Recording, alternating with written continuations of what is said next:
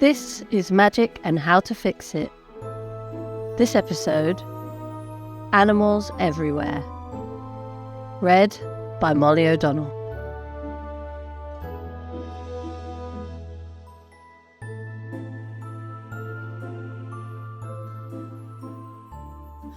One moment, I'm just getting dressed, Cleo called out in response to the banging on the door as she chased a smouldering phoenix chick across her one-bedroom apartment. The sprightly thing darted across the room, flapping uneventfully. "You've already had 10 minutes. The voice behind the door called back. Time well spent, too. In the last 10 minutes, she'd managed to wrangle the snapping turtles into a slightly unzipped suitcase, let the birds out of an open window in the kitchenette, and hidden a unicorn foal in the closet. "Open up or I'll open up for you." She dove across the room, banging into the coffee table, and grabbed hold of the tiny orange bird and blew him out before placing him gently in her dungaree pocket. She glanced at the room, now in a more than lived-in sort of disarray. Oh, who cares if the landlord thinks she's messy anyway? She dusted a few stray feathers off her t-shirt and let out a long sigh to compose herself. She opened the door and peeked through the gap. Her eyes darted side to side and then down, where they met the green eyes of the dwarven man who looked very much fed up already. The sight of Gren gave her pause, but she didn't let it show. "Laundry day," she forced a laugh. "You know how it is." He furrowed his brow and craned his neck to peer into the apartment. Can I help you, Gren?" she asked, feeling a little bit more composed. "Surprise inspection," he said flatly, placing a hand on the door. Don't you need to give notice?" she asked. He pushed firmly on the door. "Take it up with someone who cares," he said as he pushed his way past her. Cleo ran over to the sofa and sat directly on the burn mark left by the phoenix. She smiled as he passed her and asked, "So, what's the problem this time?"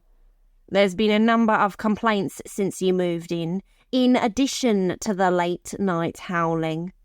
"Well, that's just my boyfriend. I definitely do not have any pets," she asserted. "Sure," he said, rolling his eyes. "A neighbour reported a thick black smoke originating from this premises. Are you aware of any such instances?" "Well, I'm not the best baker in the world, sure, but I didn't burn the place down, as you can see," she replied. They eyed each other, silently, calculating their opponent. Gren was suspicious from the moment Cleo moved into the apartment block, but Cleo was a fox, a determined fox. An audible thumping caught their attention and drew their eyes from one another. "What's that noise?" Gren said. Smooth as silk, Cleo pulled the closest blanket under her bum as she rose to cover the burn mark and followed Gren towards the kitchenette. The little suitcase where she had hidden the turtles was now hopping slowly across the tiled floor. He reached down towards the zipper, but Cleo placed herself between them. "No!" she yelled a little bit too intensely. "Don't open it! It took me forever to get those dancing shoes in there," she continued, thinking on her feet. "Dancing shoes," he said suspiciously. "They're totally broken. They won't stop dancing. I'll be asking for a full refund." She picked up the suitcase, which was heavier than she expected, but just about kept a straight face. He knitted his brow at her as she jiggled about behind him with the case in hand, watching him open and close drawers and cabinets. He even checked the oven. What would she be hiding in the oven? How cruel did he think she was? Cleo wasn't worried. She didn't hide anything in here anyway. He straightened up and wore an unsatisfied look on his face. Just above the dwarf's head, the air seemed to have an iridescent quality, as if it were a glamour. She squinted. It was a glamour. A very large, veiled constrictor was hanging from the overhead cabinets. If she was honest with herself, she'd forgotten all about him in her panic.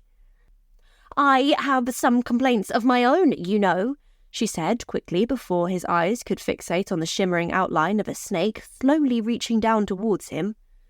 He turned to face her and said, "Oh yeah? Write 'em down and port 'em to the office." Then he turned and started walking towards the bedroom. She'd never find that snake again, but she followed him into the bedroom anyway. "The rent is extortionate. 500 gold pieces per week? You couldn't swing a jackalope in here. She put her hand up as Gren opened his mouth to speak and continued, It's a figure of speech. He grunted and bent down to look under the bed. A single horn poked out from between the wardrobe doors with a rattle. The foal was only small, but it would be a tight squeeze for anyone. The water runs green, there's no ventilation, not to mention the damp. There are mushrooms growing on the ceiling, for goodness sake. Calmly, she pulled a long cardigan from the pile of clothes below and placed it over the horn. Gren stood up with his face scrunched up. Then move out.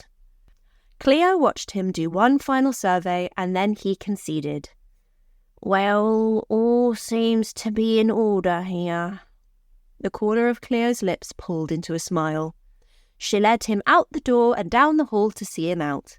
The door halted as Gren slipped his foot between the door and the frame and pushed it back open. Seriously, he said, this is your last chance.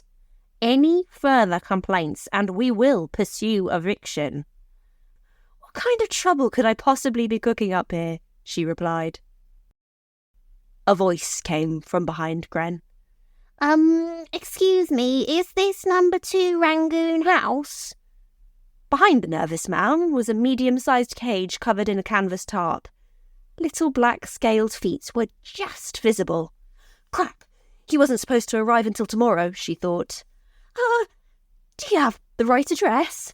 She lied nervously. I have a delivery for Cleo Mooney. Oh, right, of course. She placed a hand onto Gren's shoulder and led him up past the cage before he could take a closer look.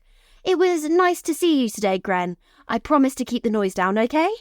She let out a tightly held breath. From behind her, she felt a sudden, intense heat.